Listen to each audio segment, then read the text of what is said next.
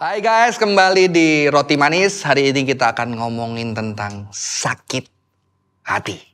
Apakah Alkitab ada ngomongin tentang sakit hati? Ya. Apakah itu sesuatu yang normal, sakit hati? Apakah sakit hati itu bisa dilakukan, menyakiti hati orang itu juga bisa dilakukan oleh orang-orang yang katanya beriman dan diurapi? Ya. Saya akan bacakan satu ayat, kejadian keluarga yang beriman. Ya. Saya pernah khotbah dikasih satu tema, keluarga yang Alkitabiah. Saya cari di Alkitab, Tuhan Israel kan dipanggil sebagai Allah Abraham, Ishak, Yakub kan. Gua lihat keluarga Abraham, Ishak, Yakub berantakan semua. Jadi keluarga yang Alkitabiah adalah keluarga yang berantakan ya. Kenapa? Saudara-saudara berantakan semua, saudara-saudara itu keluarga berantakan semua. Aduh, mau bunuh-bunuhan keluarga ya. Tapi kita tahu juga sesuatu yang indah ya, berantakan itu realita, tapi mereka mengakhirinya dengan shalom ya. Nanti kita bahas itu, tapi hari ini saya ambil dari satu kisah penderitaan sakit hati karena keluarga orang beriman. Dari seorang budak yang bernama Hagar. Hagar disuruh pergi, cuma dikasih air sama roti, padahal Abraham kaya. Tuhan kan memang suruh pergi, tapi nggak dibilang kan, jangan bawain macam-macam. Enggak, saudara-saudara. Tapi cuma air roti yang akhirnya habis dan anaknya mau mati. Dan apa yang terjadi di ayat ini? Ketika air yang dikirbat itu habis, dibuangnyalah anak itu ke bawah semak-semak. Dan dia duduk agak jauh, kira-kira sepemanah jauhnya, karena seorang ibu nggak kuat lihat anaknya mati, lebih baik dia nggak lihat. Sebab katanya, tidak tahan aku melihat anak itu mati. Sedang ia duduk di situ, menangislah ia dengan suara nyaring. Jadi menangis suara nyaring ini mirip dengan ketika Yesus menderita, dia menangis dengan suara yang keras. Allah mendengar suara anak itu, lalu malaikat Allah berseru dari langit kepada Hagar, katanya kepadanya, apa yang telah engkau susahkan Hagar, jangan takut sebab Allah telah mendengar suara anak itu dari tempat ia terbaring. Menarik. Yang nangis Hagar, Tuhan dengar suara anak yang mungkin udah gak tahu kenapa di situ, saudara. Jadi Allah mendengar orang-orang yang sakit hati. Ya. Ternyata orang beriman sangat bisa menyakiti. Sarah menyakiti. Abraham, kita tahu kelihatannya ya. Saya kepikir-pikir pengen ya saya jadi anaknya Abraham. Walaupun sekolah minggu kan menyanyi, Bapak Abraham mempunyai banyak sekali anak-anak. Saya anaknya anak juga. Kalau papa saya kayak Abraham gimana ya teman-teman ya.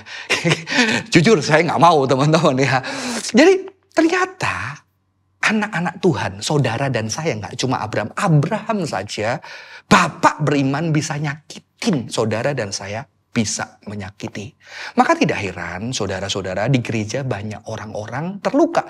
Di komunitas Kitchen orang banyak terluka. Dan kita harus embrace ini. Sakit hati adalah realitas. Keluarga, komunitas, gereja. Tapi sayangnya gereja tidak ready. Gereja selalu mau tampak holy dan tidak siap dengan kenyataan-kenyataan sakit hati. Kenyataan ketidakadilan sehingga kadang hal ini sedapat mungkin ditutupi ya. Dan lebih menyakitkan kadang-kadang hal-hal rohani, bahasa-bahasa rohani digunakan untuk menyakiti, menekan orang-orang yang tersakiti. Iya gue tahu pimpinanmu salah, kakak rohanimu salah. Tapi lu orang Kristen, harusnya lu ngampuni, lu gak boleh simpan pakai hati. Gimana lu mentaati firman Tuhan?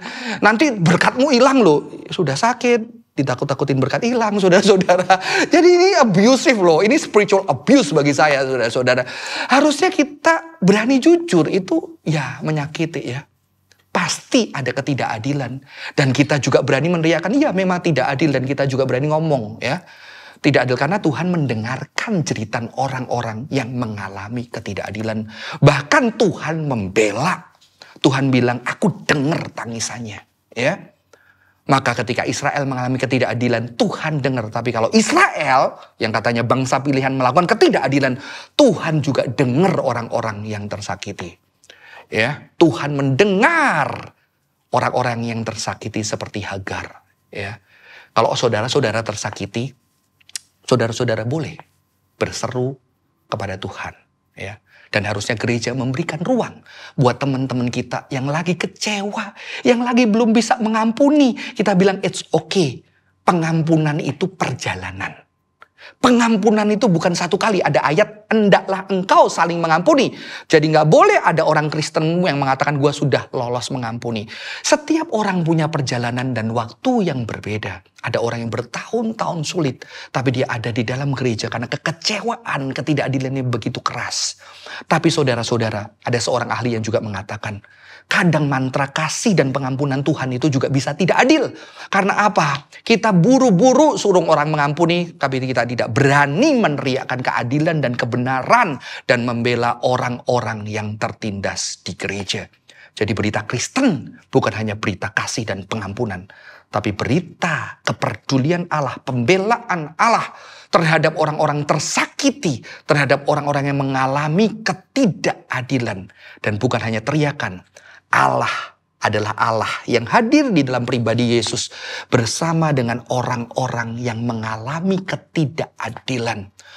Para pemungut cukai, wanita yang berdosa, yang katanya berzinah tapi yang dibawa cuma wanita, yang prianya mungkin keluarga mereka sehingga tidak dimunculkan.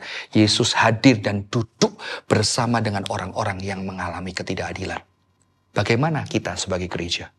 Apakah kita termasuk orang-orang yang menutupi kekecewaan, mencoba memoles itu dengan gincu atau lipstik yang indah supaya gereja kelihatan indah?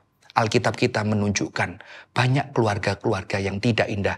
Dan Tuhan menyatakan ketidakindahan yang begitu mengerikan.